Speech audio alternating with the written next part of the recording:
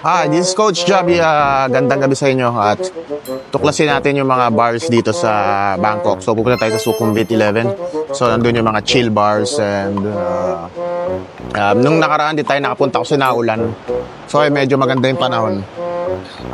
Time check, it's 9, quarter to 10. Meron pa ding train dito. So let's enjoy the night. Chill lang, chill bar. Muna tayo sa gimmickan at yung mga chill bar muna. Pero let's see kung makapag-Khao Road tayo mamaya or hindi. So 10 pa lang. Kaso ang mga bar doon nagsasara ng 2. Yun lang. Nandito ako sa trend. At check natin yung mga prices nila. Kung anong klaseng menu ang sineserve dito sa Thailand. At by the way, ganda ng trend nila dito, no? Ang bango! Walang amoy. Dubai, baka naman. Lintik na trend sa tangin ng baho sa Dubai. Tuwang ko ba? Pagigil nyo ako eh. So ayun guys, let's find out.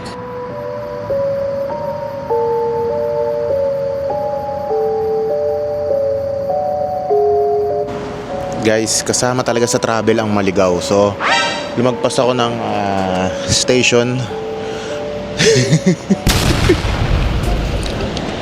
Nasa dulo na ako ng Bangkok. Putang ina yan. Kasama talaga to. Enjoy nyo lang yung travel nyo. Pag maligaw kayo, it's fine. Normal. It's a part of traveling na maligaw. So, sa punta ako ng Asok, napunta ako ng Bang na.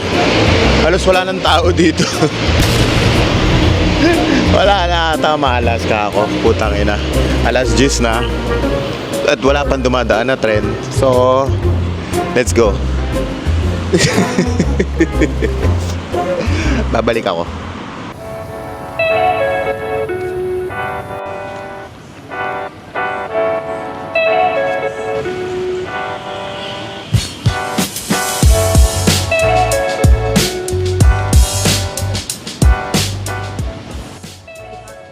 By the way, dito sa Sukhumvit area. So, dikit-dikit yung mga bar dito. May Panda, may chill bar, merong food, seafoods.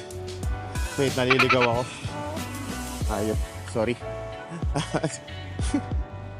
Kaya sorry, may dala akong mapa. Hindi ko alam kung saan ako pupunta. Check natin isa-isa yung mga bar dito. Tapos tingnan natin kung ano yung mga vibes. It's 11 o'clock na. 1 hour yung naubo sa akin dahil sa trend. It's a bullshit donkey. So where the fuck I am? Let's see, I'm so sweaty. Wala na nga ulan pero tangina ang init. Ito na yung mga bar. Let's go. So magvo-voice over muna ako, no? At baka makopyright. So dito sa Sukhumvit 11, more on chill bar lang siya. Wala siyang club masyado or di ko pa na-explore lahat. At di ko na-explore lahat kasi 11 na ako nakarating, until 2 lang yung mga bar dito. Gawa ng ako ay naligaw. So at una sa lahat, bawal ang camera sa loob ng bar. So may ilan-ilan na pwede, pero dito mostly wala. So pumunta ako dito sa Abon Dance Club, which is ang ganda ng vibe, ang ganda ng ambience, at mura lang din ang kanilang alak. Small bar na chill bar, pero ang tugtugan nila is more on house, techno, trance, EDM. So yan, dahil ako ay nagbablog, na-invite ako na umupo sa table nila to have some white wine and some shots. By the way, yun ang may-ari at sila yata ang owner niyan. So yan, makikita nyo yung mga bar dito sa Sukhumvit area.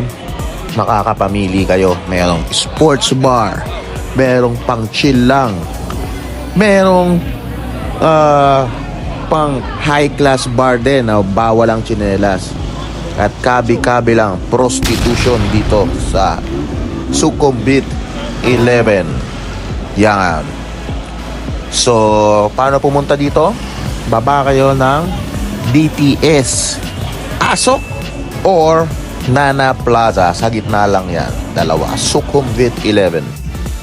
Dito naman tong Hillary Tree, which is tinago ko lang yung camera ko at bawal yata mag-camera dyan. So, it's more on banda naman siya at Kabayan. So, see the beautiful place.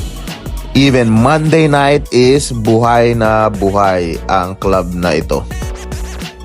So guys, tutuloy ko yung vlog ko at wala akong nagawa dahil bobo si coach at late na ako nakarating. So aagahan ko today for part number 2.